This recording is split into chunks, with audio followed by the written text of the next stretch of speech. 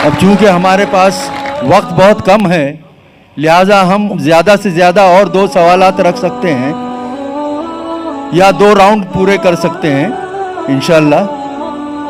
तो हमारे ख़वातीन के शोबे में कोई अगर गैर मुस्लिम बहन है तो फ़ौरन सवाल करें। No non Muslims here. अच्छा, हमारे यहाँ कोई भाई हैं गैर मुस्लिम? आइए। अस्सलाम वालेकुम जाकिर भाई, श्री राम राजू है मेरा नाम।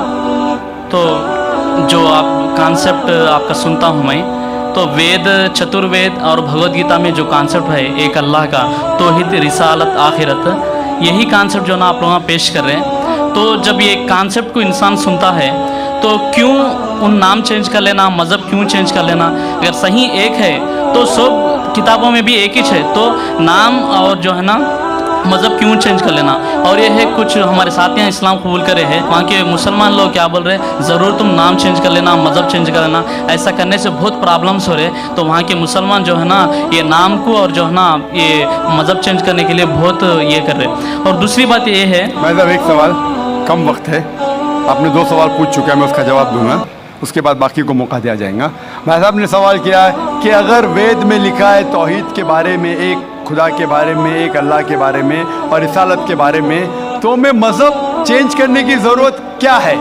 मैं कब कह रहा हूँ कि मज़हब चेंज करो? मैं कह रहा हूँ कि मज़हब पे पुख्तगी से अमल करो। आपके वेद में लिखा है, भगवद गीता में लिखेला है बुत परस्ती हराम है, गलत है।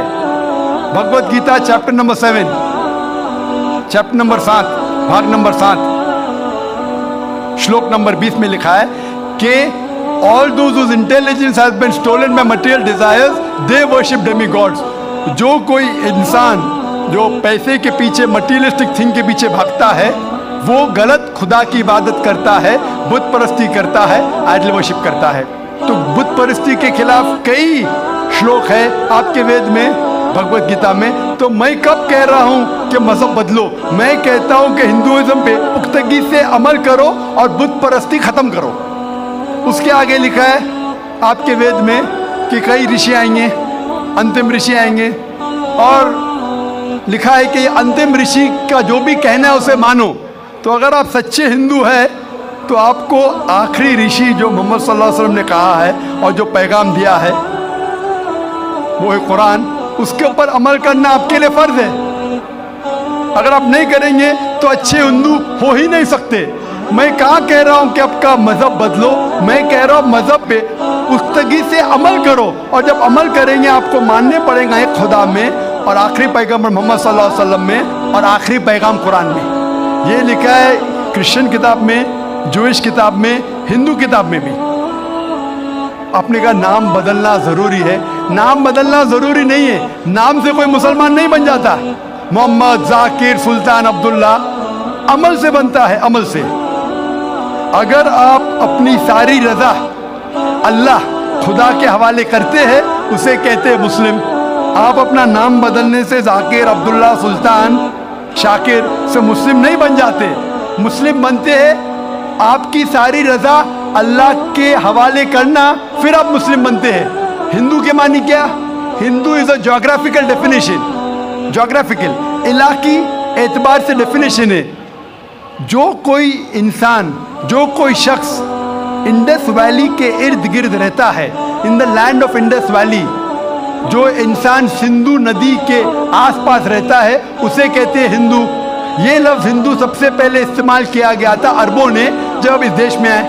तो हिंदू लफ्ज़ सबसे पहले इस्तेमाल किया था अरबों ने। तो जोग्राफिकली जो भी शख्स इस देश में रहता है उसे हिंदू कहते हैं। तो जोग्राफिकली मैं हिंदू हूँ, मजहबी एतबार से नहीं, जोग्राफिकली, इलाके एतबार से। अगर आप कहते हैं कि हिंदू मतलब बुद्ध की पूजा करना, तो मैं हिंदू नहीं हूँ।